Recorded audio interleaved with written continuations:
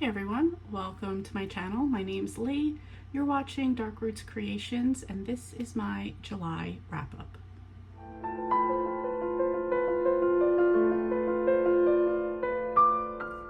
Okay, so I just finished Seaside Sisters by Pamela Kelly.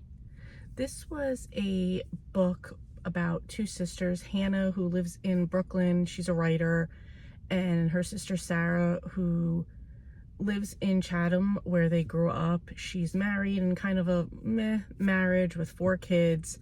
She's trying to get back in the workforce. Her sister goes, their mom passed away, I believe, within the past year. And she goes back to just kind of like help out with cleaning out her mom's stuff, but also to see her sister kind of get her writing flow going again to finish up the book that she's working on. So we're kind of following along with Sarah going back into the workforce and kind of dealing with her husband who doesn't like really know her value or doesn't recognize her value.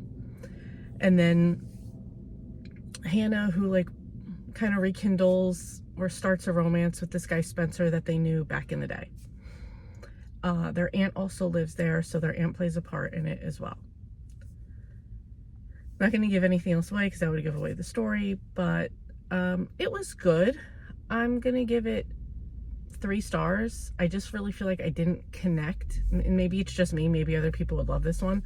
I just didn't really connect with the characters that much. It was good to me. If you're looking for like just a beachy read of just like something for like a little vacation, this would probably be perfect. So anyway, that's it. Just ignore the hairdo, it's just up and I don't care. So it is midnight, going from July 4th to July 5th. I was on sprints today for about 6 hours. I hosted sprints for. I had finished, well, I can't even think today, Very Bad Company by Emma Rosenblum. I needed to finish that for a buddy read. It was also about to be back due at the library, so finished that one. But it's, in short, it's about a company full of bad employees, management, startup, not likable characters. I don't mind that, but not likable characters. And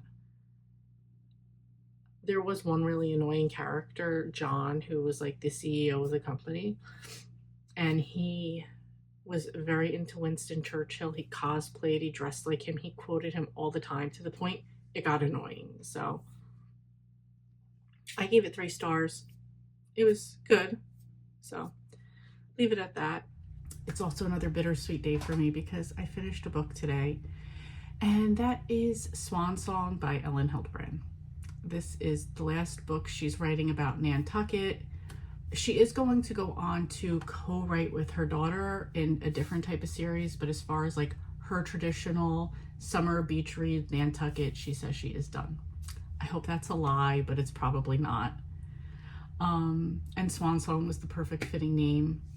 And so this is about the chief of police, Ed Cabanosh, who is about to retire, and this very wealthy couple, the Richardsons, come to Nantucket, and they buy like the most expensive, ridiculous house on the island, which is also like in a part where like it's about to fall into the water in like the next few years, but like they didn't care, they just spent the money, and they're throwing lavish parties, and they are just, I mean, it's all of the affairs and craziness of Nantucket that go on in these books, I'm sure also in real life. But yeah, they're doing it up. So the Richardsons hire Lamont as a guy to both, as the boat captain of their boat, Hedonism. She also bought a speedboat for herself, because why not have a little something for yourself? And while they were in, where they were before this was in the Virgin Islands, where they met up with Coco and hired Coco to kind of be like the house concierge. So she finds her way to Nantucket and then winds up living in their like guest house, taking care of them. And on her way to Nantucket, she meets Casey, who is the police chief's daughter, whose running away from, she is a lesbian and she was in a relationship with a woman who was engaged to a man, and when she thought things were going to end with them and she was going to come be with Casey, that didn't happen. So Casey was like, this was in California, she was working in the NICU at a hospital there. She was like, F this, I'm going back home to figure things out. And she meets Coco on the ferry over, and is just like, no, come stay with me. And just she's such a sweet girl, very hospitable. And the story goes from there. Now, when it starts, we do have a slight dual timeline. We have that story of that, but then we also have Ed's story that we start with. So Ed and Zara, who's going to be the new captain, basically you find out right in the beginning, the house that the Richardsons bought is now on fire, burned to the ground, and they are on their boat and Coco is missing. And that's how that starts. And then we kind of go backstory. Occasionally, every few chapters, we will get a current what's going on with the police investigation story. And it starts out also with them telling us the night of the chief's retirement party, and then we go back to that at the end. And it just wraps up so nice, because we have seen the chief throughout other books. Quite a few of these characters we've seen throughout the books, and that's nice that we always like go back to them. But yeah, it wrapped up really nice. And then at the end of the book, there was a it wrapped up really nice for the chief, not for everything that went on in the story.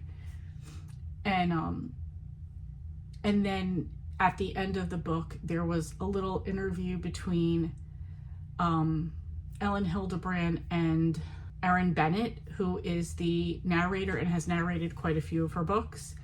So that was just a little bit sad at the end, like both for the narrator and for Ellen, just to be talking about it.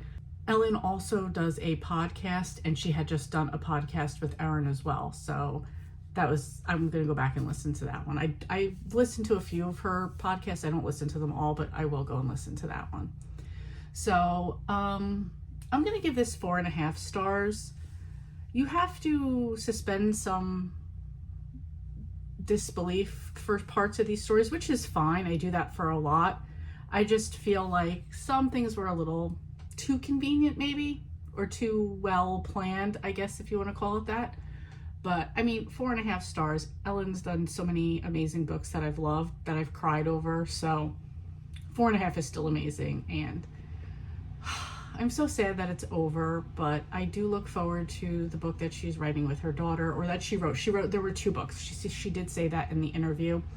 There's 2 books, and it takes place in a New England boarding school, which is something her daughter did experience. So I will be looking forward to those. Okay, so I did read The Night Before by Wendy Walker, and I did a review in my Weekend Hustle, which I will link down below. But in the meanwhile, I'm just going to read you a little bit about what it says. Laura Lochner has never been lucky in love. She falls too hard and too fast, always choosing the wrong man. Devastated by the end of her last relationship, she fled her Wall Street job and New York City apartment for her sister's home in Connecticut suburb where they both grew up. She's still haunted by a tragedy that's defined her entire life, and she's determined to take one more chance on love with a man that she met on a dating site. She goes on this date, and then she goes missing. And her sister Rosie is looking for her. She's following the clues of what's going on. And it's also interspersed with, every once in a while, there is like a page chapter of Laura talking to her therapist, and not in the current. So you're also hearing from the date point of where they're at and the date and what's going on with that. And I'm just going to leave it at that, because there was a couple twists in here. One I think makes 0 sense of why they even threw this in. And a couple other twists along the way that you're kind of wondering, are they going to pull it together and make sense at the end? Which it did, but I don't know. I feel it was like a little bit all over the place. I think at this point it might be a 3.5 star for me. That might be where I'm going to leave it there. But I figured I would mention I did finish Booked in Love. No. Love in Books. I don't know why I was calling it Booked in Love. Anyway, this is by Erin Branscombe. This is number 4 in the Freedom Valley series. This is a romance between Preston, who is a lawyer from a he's a lawyer from a family full of lawyers. They're very successful. He decided not to go down the same path as the rest of his family, so he moved to Freedom Valley, started his own law firm there, and helps all the people of Freedom Valley. He has befriended a woman, I want to say her name's Sheila, but I'm probably wrong. He befriends a woman at a retirement home and goes to visit her. The other person is somebody who used to live in Freedom Valley. Her name is Paige. She's friends with Evan, who's like the main character in the first book and runs the inn that everybody hangs out at. She is moving back here because she's starting a bookstore. When she gets here, she finds out that she was scammed out of her money, and the place that she thought she was going to get is not really for sale. So she's frustrated because the place she thought she was renting is the place that Preston is at. So she's kind of like has like a immediate hatred for him. She winds up staying at the inn in like a little like cottage shed that they have there, and to help her, she also wants to help her grandfather Harry, who also is at that same retirement home as Sheila, although I'm pretty sure Sheila's not her name. She needs to help him kind of with the bills, and to get back on her feet, she takes a job as an assistant slash secretary for Preston, and they are definitely an enemies to lovers type of relationship. I'm going to leave it at that because her mother had died very young and had left her all these letters for her to read, one on her birthday every year and then over some major events. Fleetwood Mac plays a important role in this. That's a big thing in her family, and each chapter is the name of a Fleetwood Mac song. I'm gonna leave it there. I will tell you, I definitely cried during this book. I definitely laughed during this book. I enjoyed it. I want to say this is my favorite one in the Freedom Valley so far. So that's just, I gave it 4.5 stars if I didn't say that part already. So that's it. Okay, just finished Of Blood and Bone. So this is book 2 in the Chronicles of One series by Nora Roberts. In the first one, there is like this plague that kills off the majority of the world. People that are left, we're going into like a dystopian type of world. So there's either you rise up, you become a victim, you get killed, or as a lot of people discovered during this time, they get magic. And there's prophesized to be this girl they're calling the One, and on her 13th birthday, they go to her. This guy Malik goes to her family and says on her 13th birthday, she has to make a choice if she wants to come with me, train, and learn how to fight off all the evil that's going on. There's different groups of people. There's like a purity group that think, I don't know, like a purity group, like basically like women, girls, children. Basically, you have to have sex with these guys. You have to repopulate. They're brainwashing you. There's just like raiders that just want to kill and steal. You have people that just want to rebuild and start over again. And you have all these people with magic, different types, witches, shapeshifters, mental type of things. So Fallon is the One, and when this starts, it's like her 12th birthday. So it's getting ready for that time to come where she's going to have to make a decision. There's also several other people's kids, particularly 2 twins from the first book. And there's a time jump that happens, obviously. They were born in the first book, and they play a part in this. We see some characters from the first one again, because we do find out in the first one there was a town where people thought they were going to settle, and then they had to leave, but some people stayed. And so we find out like what happened to those people along the way. So we meet some new people, we find out what happened to some old people. There may or may not be some reunions, and I really enjoyed this one. This one I will give 4.5 stars. Really enjoyed it. Yeah, that's it. Okay, so I finished The Last Time I Saw You by Liv Constantine. Um, this was about a woman named Kate. She's a surgeon. She comes from like a very high society family. Her mom is found dead, quickly finds out that she was murdered. There's some kind of like letters that say she finds note that says like basically saying it was a murder and like we got her, you should watch out for yourself. And she's like all freaked out about it. She has a husband, she has a daughter, so she's worried about their safety. There's a few other incidents. I don't want to give anything away with what happens, but there's a few other incidents, letters, presents left in a very brutal way, I guess. Which makes her more concerned for her daughter. They have security.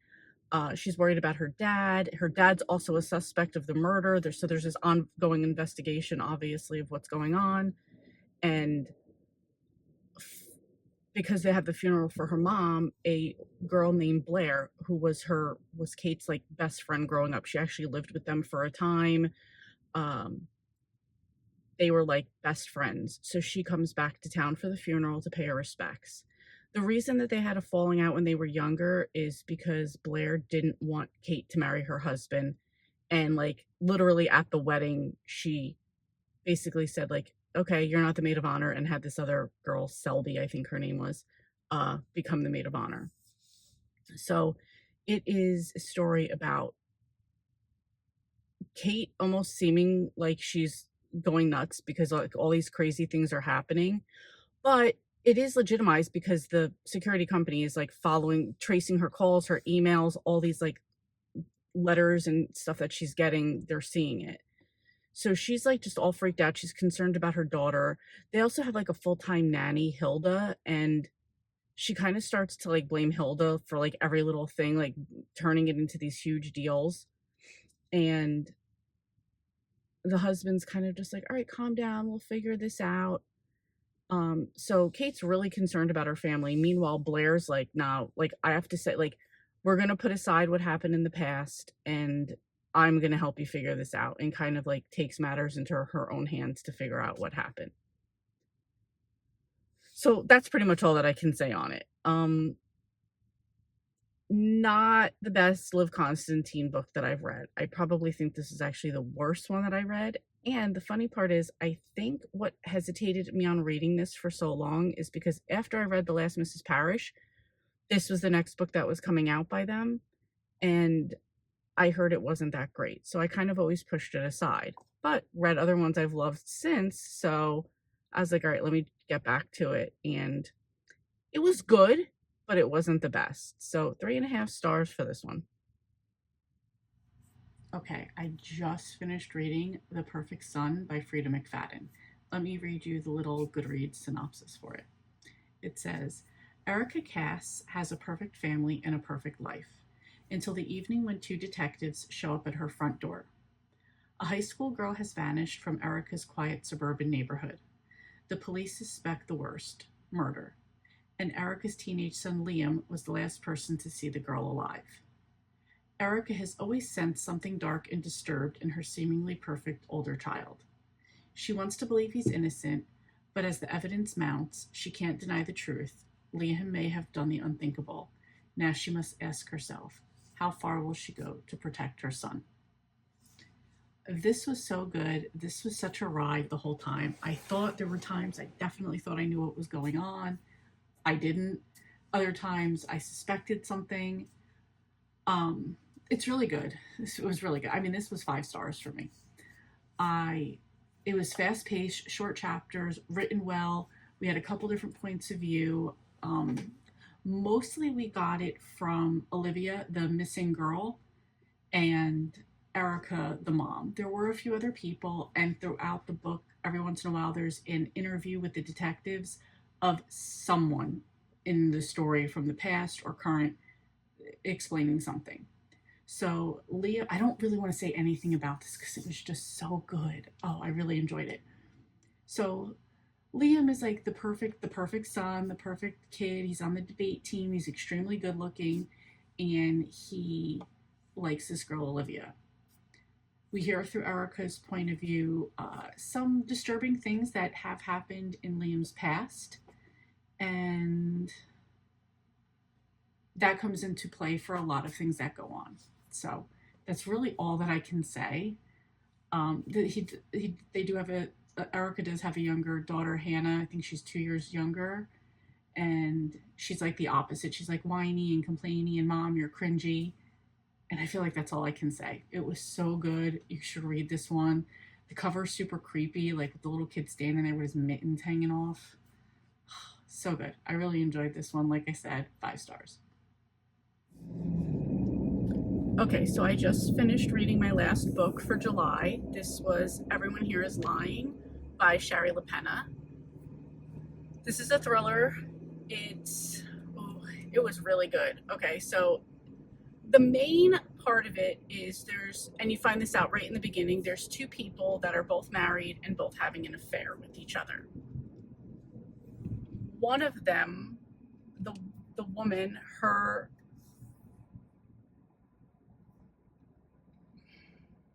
don't know how much I should say. Okay, so the man who'd been cheating, he came home, so he would leave the office early, whatever day they did this, met up at a hotel with the woman that he's having an affair with. He came home early one day, and his young daughter, who shouldn't have been home by herself, was home. She gave an attitude about it, and he wound up slapping her really hard for the attitude. He wound up leaving. He apologized. He wound up leaving, and the daughter goes missing. There's somebody that said, yes, they saw someone, a boy who was able to drive, but, not an adult yet. They saw her get into his car. Somebody else, one of the little girl, Emery, her friends, said, oh yeah, she has a boyfriend, an older boyfriend. So you need to stop, sir. Also wondered if maybe she went off with this boy. And now also, because the husband has to account for where he was, it's got to kind of come out that he had the affair. The boy that was accused of picking her up in the car was the woman who cheated son.